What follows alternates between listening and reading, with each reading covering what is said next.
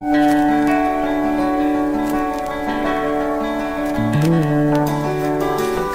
טוב שבאת הביתה, כמה טוב לראות אותך שוב. Ils ont relevé le défi de l'Alia. Studio Kalita vous raconte leur histoire. Alia Story, c'est vous, c'est nous. ספר איך היה. Salut à tous, bienvenue. Alors si vous avez envie d'écouter un nouveau parcours d'Alia, mais restez avec nous, c'est celui d'Eva Soudry qu'on va vous raconter aujourd'hui. Bonjour Eva. Bonjour. Bienvenue. Merci. Alors on est ravis de vous accueillir, vous êtes en Israël depuis 12 ans, Oui. vous êtes maman de 7 enfants. Oui. Waouh. Vous allez tout nous raconter. Vous êtes arrivée, vous n'en aviez que 4, je crois. J'étais enceinte du quatrième. D'accord. Et puis, bien sûr, dans la vie, vous êtes juriste, vous avez travaillé dans un cabinet israélien. Ouais. Vous allez nous raconter cette belle aventure. Ouais. Vous êtes aussi aujourd'hui étudiante. Oui, retournée étudiante, ouais, après la quarantaine. Qu'est-ce que vous étudiez ? Tohénette rabbinique. Pour plaider devant les beddines. Le plus souvent, ça va être les guettes, mais c'est aussi tout ce qui est testament, pour valider les testaments et les Donc appliquer. en fait, c'est une espèce d'avocate, entre guillemets. Exactement. Auprès du droit religieux. Voilà, on va du droit dire ça religieux comme ça. auprès du tribunal rabbinique d'Israël. Exactement. Voilà. Et puis vous faites aussi du travail administratif Oui. pour l'Alia de groupe de Shalom Var. Nahon, ouais. Voilà. Bon, alors ça c'est dit. Comment avez-vous décidé de faire votre Alia il y a 12 ans ? Alors, si je dois exactement expliquer, j'ai vu Le Pen apparaître au deuxième tour. On était en quelle année ? 2005, quelque chose comme ça, 2003 ? Moi, j'ai fait mon Alia en 2005. Je pense que c'était 1 ou 2 ans avant, 2 parce ans que avant. le Tahlir nous a pris du temps. Et je me suis dit que, bon, ça y est, on n'était plus tellement appréciés là-bas. Et finalement, on est quand même resté, évidemment, comme tout le monde, on a un peu peur, la parnassa, la nouveauté, etc. Et finalement... Vous étiez juriste on a décidé. en France ? Non. En France, j'avais laissé tomber le droit pour travailler aux mêmes horaires être avec mes enfants. J'avais fait institutrice dans une école à Donc Fontenay-sous-Bois. vous ne faisiez plus du tout de droit en France ? Non, du tout. D'accord, sympa. J'ai Ok. fini mes études et j'ai arrêté. Ok. Et en revenant, donc, on a décidé Shalom nous a aidés, évidemment, Shalom Var nous a aidés dans ce processus. Si vous voulez, ce que dans notre tête, on n'arrive pas à voir clair et à réaliser, il nous a aidés à le mettre, à le réaliser, à nous dire que ça pouvait être Possible. que c'était pas tellement monstrueux de tout préparer, tout... Et donc, on a fait l'Alia avec lui, tout ce talir-là. Et oui, tout ce processus, parce qu'il fait des séminaires, on l'a reçu à de nombreuses reprises, il fait des séminaires pendant l'année qui permet les Shabbatot, le voyage d'études qui nous aide à voir où on va aller, comment on va le faire. Et bon, au milieu de tout ce talir, j'ai appris que j'étais enceinte. Et puis, ça n'a pas été une grossesse facile, mais on a décidé qu'on ne laissait pas tomber. On ne voulait pas laisser tomber parce que j'avais peur de laisser tomber, de ne plus avoir le courage de recommencer. C'est quoi ? C'est un couloir temps qui s'ouvre lorsqu'on décide de faire son Alia ? Oui, j'ai l'impression. Moi, je compare toujours, personnellement, la Alia au mariage. Il y a un déclic. On a ce déclic avec la personne ou la terre, on va dire. Et soit on dit oui, soit on dit non. Mais si on dit non, est-ce qu'on ne laisse pas quelque part passer notre mazal, mais bon, notre temps. Et ça va se représenter sûrement, mais ce moment-là, il est tellement...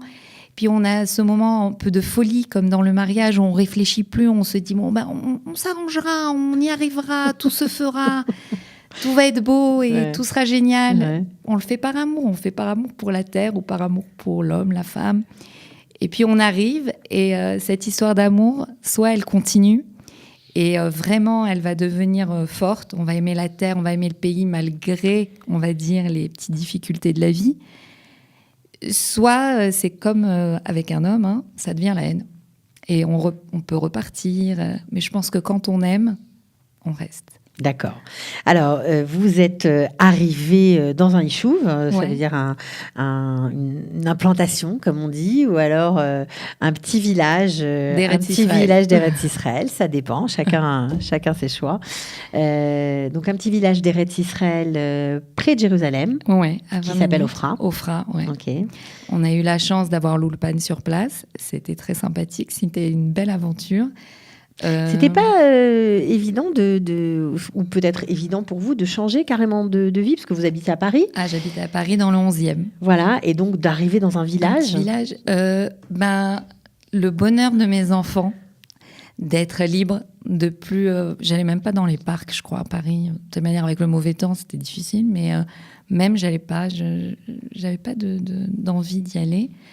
Ils étaient libres, il y a eu les copains, il y avait tout ce groupe qui nous entourait, donc c'était facile pour eux. Il y avait les amis sur place. Nous, on s'est fait beaucoup d'amis sur place aussi, donc c'était chaleureux. On n'a pas ressenti ce sentiment de solitude qu'on peut avoir si on vient dans une ville, on est tout seul. Oui, c'est-à-dire que vous vous sentiez porté par le groupe. Ouais, voilà, exactement. Et vous Entouré. partagiez les mêmes envies, vous étiez... Surtout le même projet. Le Ouais. même projet de s'installer et si Dieu veut, de réussir son alia, que les enfants soient heureux ici, parce qu'on le fait pour eux, hein, l'alia. On le fait pour nos enfants aussi, pour leur assurer un avenir dans leur pays, pas dans un pays où on va leur dire cache ton tzitzit ou ta kippa.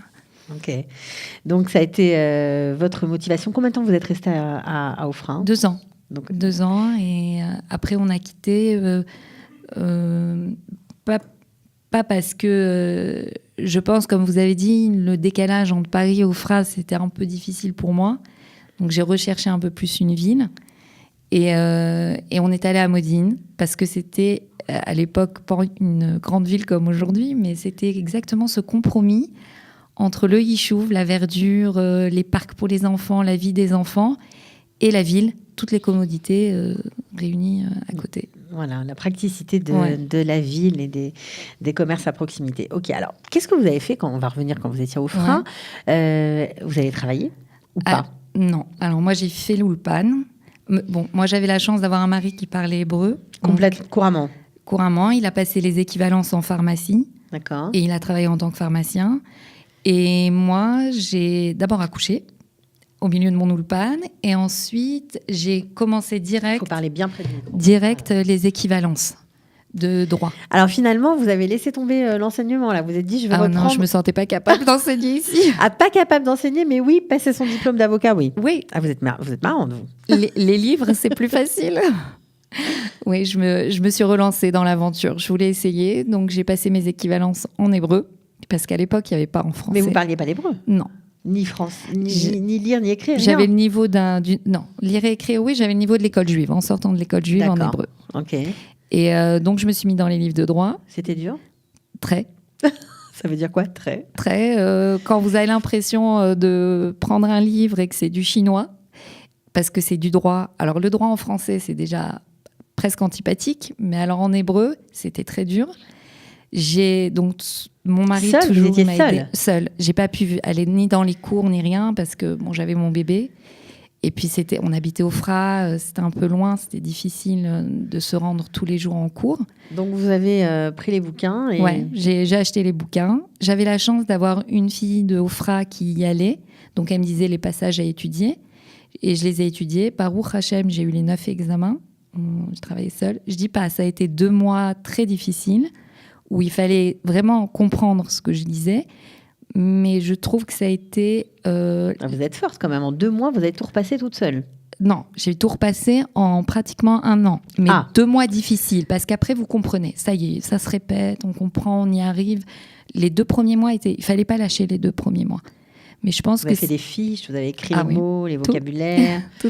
Ouais.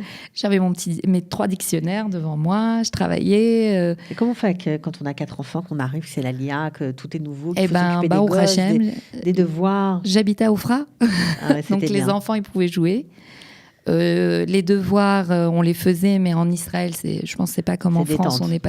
on n'est pas surmené. Ok.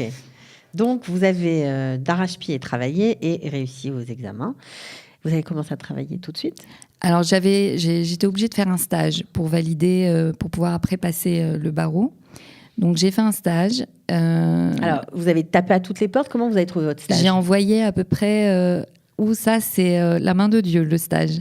Parce que j'ai été passer les examens et je rencontre une Française sur place et on fait connaissance comme ça. On échange nos numéros de téléphone, on fait connaissance et on se dit qu'on s'aiderait pour les examens, la suite des examens. Elle a trouvé, elle, ce stage là-bas. Moi, j'arrêtais pas d'envoyer des CV un peu partout. Il n'y a rien qui se débloquait. Elle tombe enceinte, elle part en congé de maternité, elle a pensé à moi. Ça, c'est génial. Voilà, et j'ai pris sa relève. Ce que je dirais pas, c'est qu'après, c'est moi qui lui ai mis un congé de maternité, mais elle m'a prise. Et franchement, je tiens à souligner que c'était une Israélienne, elle parlait pas du tout français. Donc l'avocate en charge du cabinet était israélienne. Ok. Elle parlait pas français. Rien. Je parlais très très mal hébreu. C'est-à-dire Koshi, je lui faisais une phrase complète. Et elle m'a dit, c'est pas grave, je vois que tu es volontaire, on va essayer. Elle m'a donné ma chance. J'ai travaillé, donc j'ai fait mon stage là-bas. Pas tout à fait un an, puisque j'ai accouché à la fin du stage. Je me suis arrêtée pour... C'était dur, ce stage? C'était très dur. C'était très dur parce qu'elle me disait, tu vas écrire une lettre. Et je la regardais, je lui fais, mais... Elle me donne une tonne de documents médicaux parce qu'on travaillait dans tout ce qui est dommages corporels. D'accord. Donc, médicaux. Et elle me dit, avec ces documents, tu dois écrire une lettre à l'assurance. Je la regarde, je me dis, mais elle est folle, je comprends pas, moi. Vous compreniez pas les documents? J'avais mon dictionnaire sur les genoux, j'ai traduit. Bon, aujourd'hui, il y a Google, évidemment, mais j'ai traduit. Et au fur et à mesure, on devient malin, en fait. On devient plus malin qu'autre chose. Forcément, on n'a pas le choix. Hein. Il nous reste que ça. Et donc, j'apprenais des lettres qu'elle écrivait et je m'en sortais comme ça. Elle me corrigeait, évidemment. Vous avez copié-collé des lettres, plus ou moins? Plus ou moins. Je reprenais les termes médicaux que je trouvais. Et puis, au fur et à mesure, j'ai appris. Et puis, elle m'a formée. Elle m'a vraiment formée. Elle a été sympa. Ouais. Dur, mais sympa. Dur, mais sympa. À l'israélienne. À l'israélienne. Voilà. Ok, donc après le stage, un autre bébé, la vie continue. La vie continue. Puis, elle me rappelle. Elle me dit qu'elle m'a beaucoup appréciée, malgré sa phrase adorée, c'était « Comment tu vas au tribunal me déposer les deviotes, donc les plaintes ? Comment tu t'en sors avec ton hébreu tordu ?» Je lui dis, je m'en sors. je le fais mon travail. Elle me dit, oui, mais je comprends pas. Elle comprenait pas parce que le niveau de conversation n'était pas exactement, du tout... elle comprenait pas le décalage. Mais tout est possible en Israël, c'est ça qui est formidable. Il faut vouloir. Voilà, c'est sûr. Donc, pendant ce laps de temps, donc, tu retournes travailler chez elle, etc. Ouais. Tu déménages, tu pars à Modine. Voilà. J'ai travaillé 6 ans, plus le stage, donc 7 ans avec elle. Mm-hmm. Bon, et à la naissance de ma 7e, on est toujours en contact.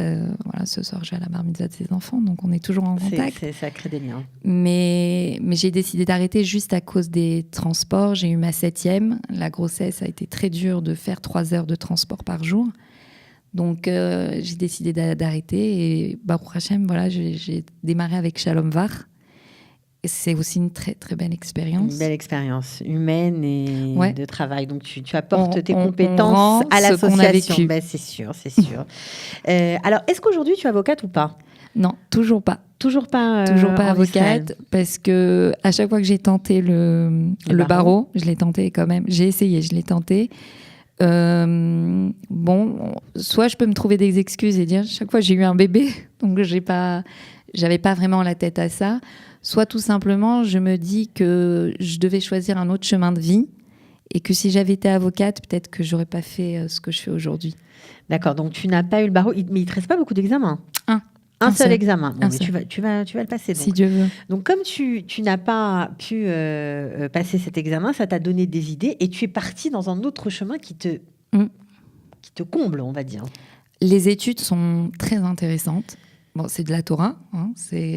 Alors, on va juste expliquer à ceux qui nous écoutent ce que tu fais. Tu es étudiante pour devenir une tohénette rabbinite. Mm-hmm. On étudie donc le Shulchan Aruch, toutes les lois applicables pour le droit des héritages, succession, voilà, je cherchais le mot en français, le droit des successions, pour le divorce, parce que ces 3 domaines-là sont soit devant le tribunal civil, soit devant le tribunal religieux, c'est au choix, sauf le guet où c'est obligatoirement devant le tribunal religieux. Mais tout ce qui est pension après alimentaire, etc., on pourra le faire devant un tribunal civil. Donc, ce sont des matières que tu apprends, enfin, en tout cas, dans nos sources, on va Ouais, dire. Dans c'est nos très sources intéressant juives. d'ailleurs. Ben, j'imagine. Et ça, c'est une fois par semaine, c'est ça? Une fois par semaine le dimanche. D'accord. Et ça dure 3 ans. Ça dure 3 ans, ouais. Mais ça va, c'est pas. Il y a juste la période où il y a les examens où c'est un peu hard parce qu'il faut étudier plus sérieusement, on va dire. Donc en fait, si on comprend bien ton parcours, si tu avais réussi du premier coup ton examen d'avocat du barreau, on va dire du barreau d'Israël, tu n'aurais peut-être pas fait ça. Non, peut-être pas. Peut-être pas, parce qu'une fois qu'on est pris dans sa vie de tous les jours, son boulot, etc., on le fait pas. Mais il y a un moment où on se remet en question. Moi, ce que j'aimerais, c'est apporter quelque chose à la femme, c'est-à-dire que la femme qui va devant un tribunal rabbinique, elle est souvent confrontée qu'à un monde d'hommes, de rabbins, etc. Je pense qu'elle se sent pas comprise. Elle vient avec sa douleur de femme et elle veut un langage de femme qui comprenne sa douleur lorsqu'on passe surtout un divorce. Je pense que c'est pas évident. Et de parler à une femme qui peut la comprendre, je pense que déjà, ça peut aider. On a fait quelques émissions d'ailleurs sur ce sujet passionnant. Ouais. Et on a eu quelques réactions de gens qui ne vivent pas en Israël, qui disaient mais quoi, des femmes avocates au tribunal, mais qu'est-ce que c'est que ça? C'est récent.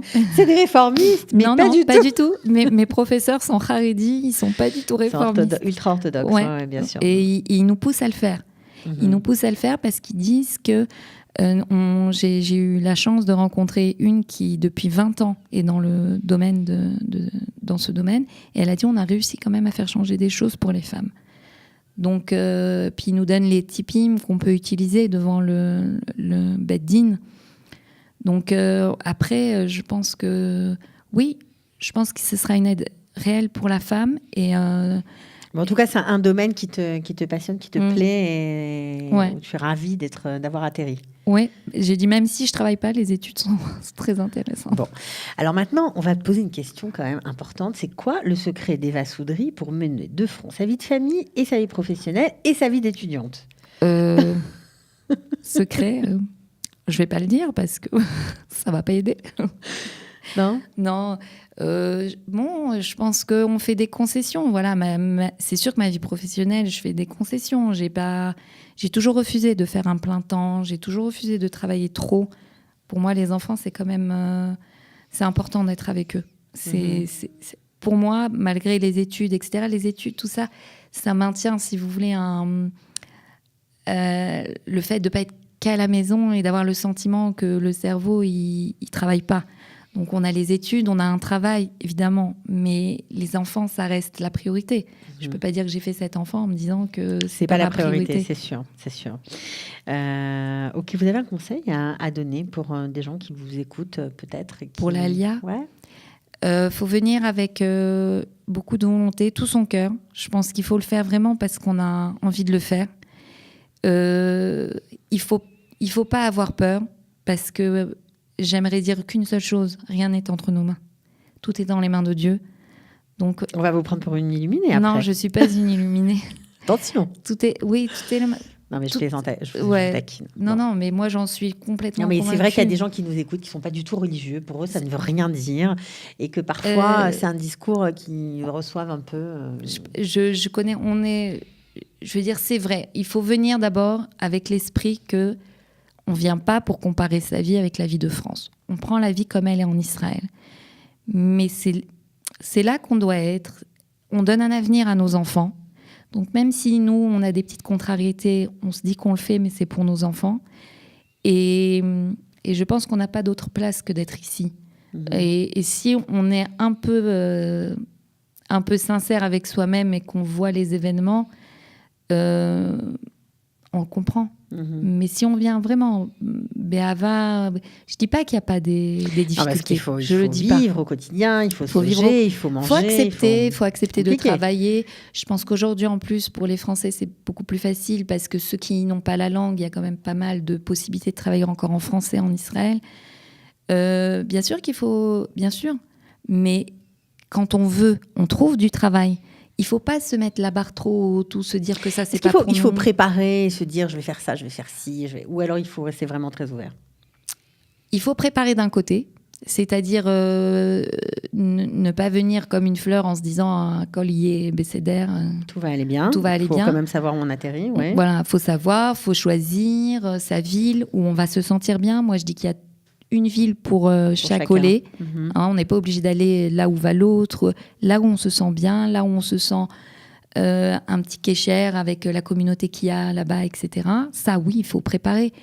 Maintenant, espérer tout planifier à l'avance, que ça y est, je me suis fait embaucher. Si on attend que tout soit parfait, on ne viendra pas. On ne peut pas. Parce qu'on ne sait pas. Demain, même en France, on peut perdre son travail. Il n'y a rien qui est... Bien sûr, il n'y a rien qui est figé, qui est définitif, c'est sûr.